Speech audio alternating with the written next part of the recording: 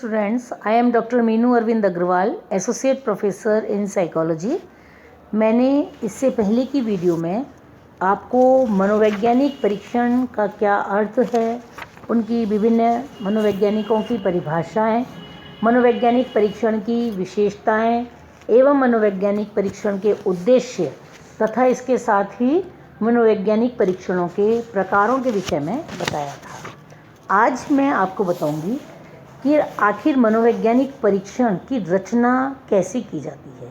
यानी आज का हमारा मुख्य पॉइंट है परीक्षण रचना। सर्वप्रथम तो मैं आपको परीक्षण रचना के जो स्टेप्स हैं, जो चरण हैं, जो विभिन्न चरण हैं, उनके ऊपर प्रकाश डालूंगी। एक एक करके पहले नाम बताती हूँ। पहला चरण है परीक्षण योजना बनाना। दूसरा है परीक्षण के प्रारंभिक रूप की तैयारी करना। तीसरा परीक्षण के प्रारंभिक रूप की जांच करना। चौथा परीक्षण का मूल्यांकन करना। और पांचवा परीक्षण के अंतिम रूप की रचना। पांचों जो मैंने आपको पॉइंट्स बताए हैं, ये स्टेप्स हैं। एक के बाद दूसरा, दूसरे के बाद तीसरा, तीसरे के बाद चौथा, चौथे के बाद पांचवा।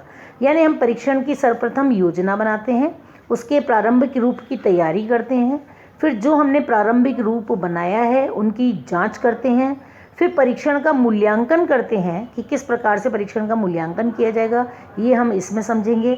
और तब कहीं जाकर हम परीक्षण के अंतिम रूप की रचना कर पाते हैं, यानी कि एक मनोवैज्ञानिक परीक्षण को तैयार कर पाते हैं। तो सर्वप्रथम मैं आपको परीक्षण योजना बनाना इस पॉइंट पर प्रकाश डालूंगी। जिस प्रकार जीवन में प्रतिदिन के किसी भी कार्य को करने से पहले उसकी एक सुनियोजित योजना बनानी पड़ती है, उसी प्रकार परीक्षण रचना की वास्तविक प्रक्रिया से पूर्व एक निश्चित योजना की आवश्यकता होती है। अर्थात परीक्षण निर्माता का सर्वप्रथम कार्य परीक्षा योजना की रूपरेखा प्रस्तुत करना है। परीक्षण योजना के अंतर्गत परीक्षण के उद्देश्य, विषय वस्तु, स्वरूप, माध्यम, प्रशासन विधि, स्तर, प्रतिदर्श संख्या यानी सैम्पलिंग पॉपुलेशन, कितने हमें सैंपल में फ्रीक्वेंसीज लेनी है, कितने लोगों को लेना है, कौन कौन से लोगों को लेना है, सैम्पलिंग पॉपुलेशन को निर्धारित करते समय उसके विभिन्न चरों, आयु, लिंग, शैक्षिक स्तर, मातृभाषा, ग्रामीण / शहरी, सामाजिक आर्थिक स्तर तथा अन्य पर्यावरण संबंधी कारकों के संबंध में विचार किया जाता है। परीक्षण रचना से पूर्व उसे यह स्पष्ट कर देना चाहिए, उसे मतलब जो परीक्षण का निर्माता है, परीक्षण बनाने वाला है, परीक्षण रचना से पूर्व उसे यह स्पष्ट कर देना चाहिए कि वह परीक्षण किसी मानसिक या व्यवहारिक पहलू के मापन हेतु बना रहा है। अर्थात वर्गीकरण, निर्देशन, चयन आदि उद्देश्य से वह जिस भी उद्देश्य से बना रहा है वह उसको स्पष्ट करे। अतः यह एक निर्विवाद सत्य है कि उद्देश्यों के अभाव में परीक्षण रचना कदापि संभव नहीं है। किसी भी परीक्षण की रचना से पूर्व उसके उद्देश्यों को सर्वप्रथम स्पष्ट रूप से प्रस्तुत करना चाहिए। परीक्षण निर्माता स्वयं ही उद्देश्यों को निर्धारित करता है। उसे यह ध्यान रखना चाहिए कि उद्देश्य संक्षिप्त, स्पष्ट, एकार्थक, उसके कई अर्थ नहीं निकलें, एकार्थक तथा परीक्षार्थी के व्यवहार के अनुकूल हों।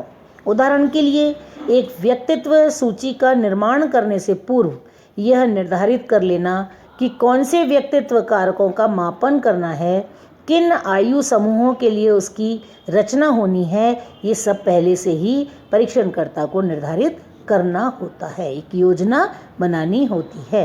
परीक्षण योजना के अंतर्गत उद्देश्यों को स्पष्ट करने के पश्चात, फिर से बोलती हूँ, परीक्षण योजना के अंतर्गत उद्देश्यों को स्पष्ट करने के पश्चात उद्देश्यों के अनुकूल परीक्षण की विषय वस्तु को निश्चित किया जाता है। यानी जैसे उद्देश्य बनाए हैं उसी के आधार पर उसकी विषय वस्तु भी निश्चित की जाती है।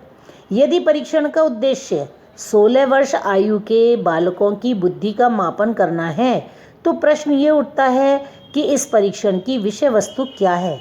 अतएव हम ये निश्चित करते हैं कि इसमें किन किन योग्यताओं या तथ्यों जैसे शाब्दिक, आंकिक, तर्क, चित्र व्यवस्था, सदृश्य विलोम आदि से संबंधित प्रश्नों को सम्मिलित किया जाए। इसी प्रकार किसी निर्देशन कार्य के लिए रुचि परीक्षण का निर्माण करना हो तो यह निश्चित करना होता है कि वह परीक्षण किन किन क्षेत्रों में व्यक्ति की रुचि का मापन करता है। यदि किसी परीक्षण का उद्देश्य बच्चों के समायोजन का मापन करना है तो यह निश्चय करना होगा कि किन किन क्षेत्रों में वह परीक्षण समायोजन का मापन करेगा। अतएव परीक्षण की योजना बनाते समय परीक्षणकर्ता प्रायः परीक्षण के उद्देश्य एवं उसमें सम्मिलित होने वाले पदों की विषय वस्तु के संबंध में विचार करता है तथा उन व्यक्तियों की क्षमताओं, शैक्षिक स्तर, आयु स्तर के संबंध में भी विचार करता है तथा उन व्यक्तियों की क्षमताओं, शैक्षिक स्तर, आयु स्तर के संबंध में आदि का भी ध्यान रखता है जिसके लिए यह परीक्षण की रचना करनी हो।